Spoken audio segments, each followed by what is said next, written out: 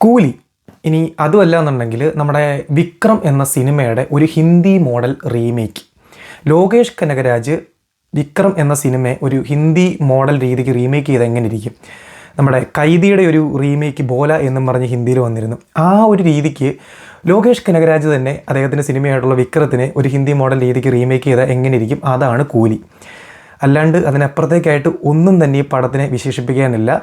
വിക്രം എന്ന സിനിമ കണ്ടു കഴിഞ്ഞിട്ട് നമ്മുടെ രജനീകാന്ത് എന്ന് ലോകേഷ് കനകരാജിനോട് പറഞ്ഞു, മോനെ എനിക്കും വേണം വിക്രം പോലൊരു സിനിമ. അപ്പം ലോകേഷ് കനകരാജ് ചെയ്തൊരു പരിപാടി, തൻ്റെ ആ ഒരു വിക്രത്തിൻ്റെ സ്ക്രിപ്റ്റ് ഉണ്ടല്ലോ, ആ സ്ക്രിപ്റ്റ് എടുത്തിട്ട് അതിനകത്ത് കുറച്ച് ത്രെഡ്, അതായത് കുറച്ച് സ്റ്റോറിയും കുറച്ച് ക്യാരക്ടേഴ്സിനെയും അങ്ങോട്ടും ഇങ്ങോട്ടേക്ക് എടുത്ത് മാറ്റി ഒരു പുതിയ കഥ ഉണ്ടാക്കി, എന്നാൽ ആ കറക്റ്റ് വിക്രത്തിൻ്റെ ഒരു പാറ്റേണിൽ പോകുന്ന ഒരു സിനിമ ഉണ്ടാക്കി വെച്ചേക്കുന്നു. എന്നിട്ട് നമ്മുടെ രജനീകാന്തിന് വേണ്ടി അദ്ദേഹം പണി വെച്ചിരിക്കുന്നു.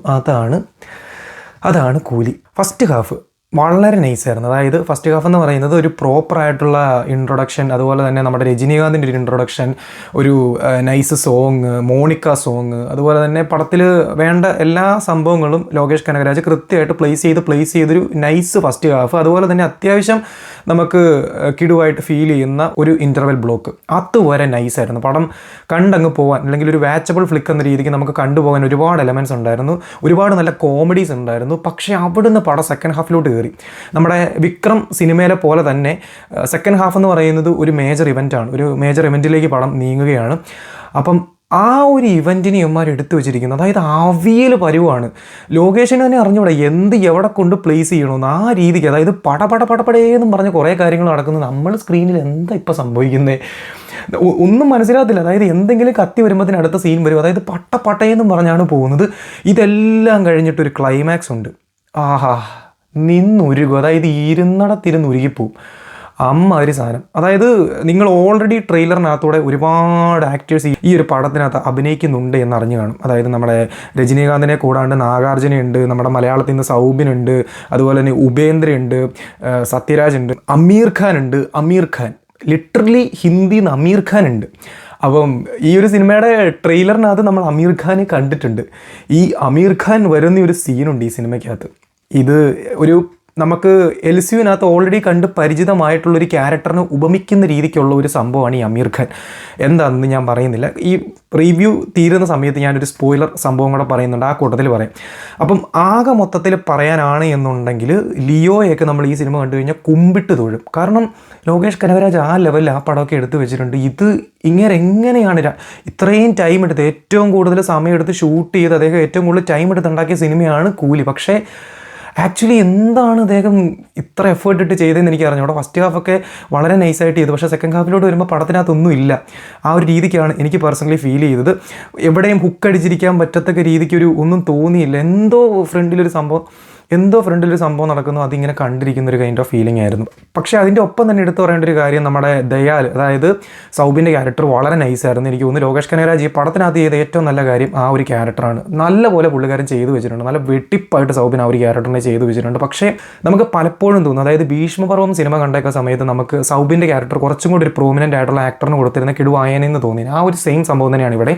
സൗബിൻ ഡീൽ ചെയ്യുന്ന ആ ഒരു ക്യാരക്ടർ ഒരു കുറച്ചുകൂടെ വലിയ ആക്ടറിന് കൊടുക്കേണ്ട ഒരു റോളായിരുന്നു. കാരണം ഇപ്പോൾ നമ്മുടെ ഫഹദിന് ചെന്നൊരു റോളാണതെന്ന് ഓൾറെഡി പറഞ്ഞിട്ടുണ്ട്. അപ്പം ഫഹദൊക്കെ ആയിരുന്നു ചെയ്തിരുന്നെങ്കിൽ നമുക്ക് കുറച്ചും കൂടി ഒരു പഞ്ച് കിട്ടി, അങ്ങനെ ഒരു ക്യാരക്ടറാണത്.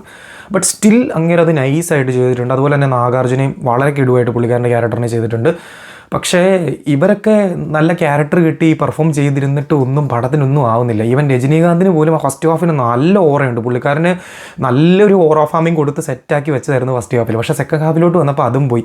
ഒരുപാട് ഇമോഷണൽ സീക്വൻസസ് ഉണ്ടായിരുന്നു, ഒരുപാട് ഇമോഷൻസ് നമുക്ക് കണക്റ്റ് ആവാത്തക്ക രീതിക്ക്. പാസം ഒരു പരിധി വരെ ഫസ്റ്റ് ഹാഫിൽ ഓക്കെ ആയിരുന്നു, സെക്കൻഡ് ഹാഫിലോട്ട് ഓവറായിട്ട്. കാരണം പടത്തിൻ്റെ പ്ലോട്ടിനെ മറന്ന്, അല്ലെങ്കിൽ എന്താണ് പടം സംസാരിക്കാൻ ഉദ്ദേശിക്കുന്നത്, ഇതിൻ്റെ മെയിൻ സംഭവം എന്താണെന്ന് മറന്ന് കുറേ അനാവശ്യമായിട്ടുള്ള കാര്യങ്ങൾ അവിടുന്ന് ഇവിടുന്നൊക്കെ വലിച്ചുകൊണ്ട് കുത്തിക്കയറ്റി.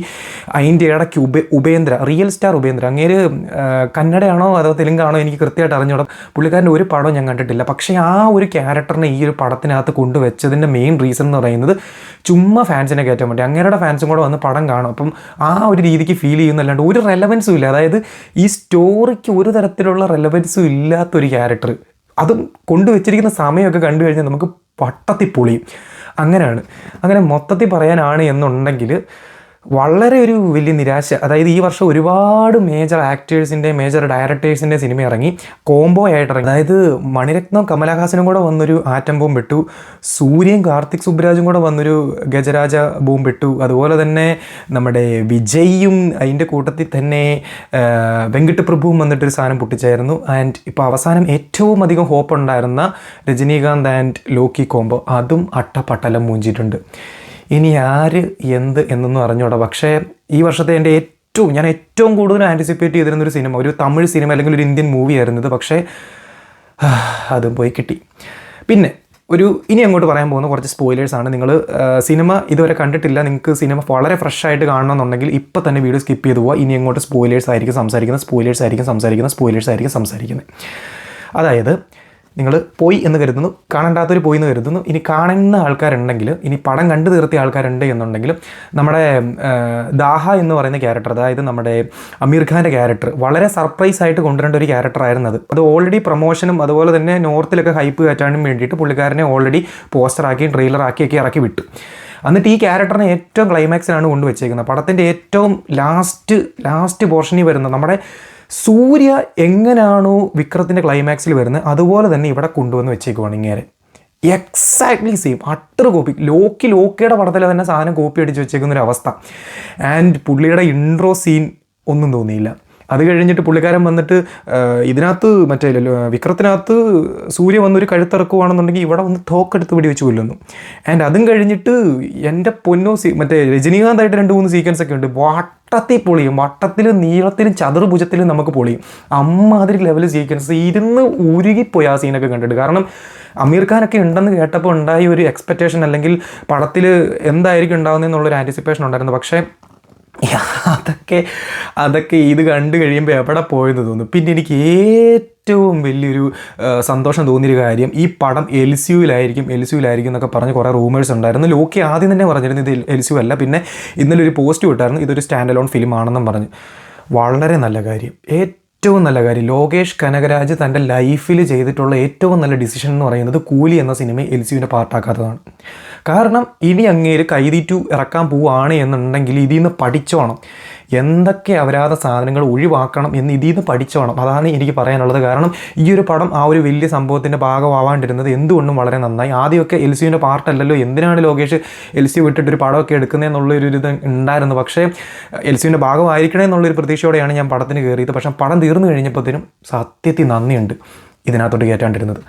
അങ്ങനെ ഇതാണ് ലോകേഷ് കനകരാജ് ഡയറക്റ്റ് ചെയ്ത കൂലി. എനിക്ക് പേഴ്സണലി തോന്നിയത് ഇങ്ങനെയാണ്. ചില ആൾക്കാർക്ക് മേ ബി ഇതിലും ബെറ്ററായിട്ട് നല്ലൊരു സിനിമയായിട്ട് തോന്നിയേക്കാം. പക്ഷേ എനിക്ക് ഫസ്റ്റ് ഹാഫ് കണ്ടപ്പം മേ ബി ഒരു കിടുപടമായിട്ട് മാറും എന്ന് കരുതി. പക്ഷേ സെക്കൻഡ് ഹാഫ് എന്ന് പറയുന്നത് നമ്മുടെ ലിയോൻ്റെ ആ ഒരു ഫ്ലാഷ് ബാക്ക് സീൻ ഇല്ലായിരുന്നു, എക്സാക്ട്ലി അതാണ് ഈ പടത്തിൻ്റെ സെക്കൻഡ് ഹാഫ് എന്ന് പറയുന്നത്. ആ ഒരു ഫീലാണ്. അതുപോലെയാണ് പടം പുള്ളിക്കാരൻ എടുത്ത് വെച്ചേക്കുന്നത്, വളരെ ലേസി ആയിട്ട് എടുത്ത് വെച്ചേക്കുന്നത്. സോ എൻ്റെ ഒരു പേഴ്സണൽ ഒപ്പീനിയൻ അതാണ്. നിങ്ങൾ കൂലി കണ്ടിട്ട് എന്താണ് നിങ്ങളുടെ അഭിപ്രായം എന്നുള്ളത് തീർച്ചയായിട്ടും കമൻറ്റ് ബോക്സിൽ രേഖപ്പെടുത്തുക.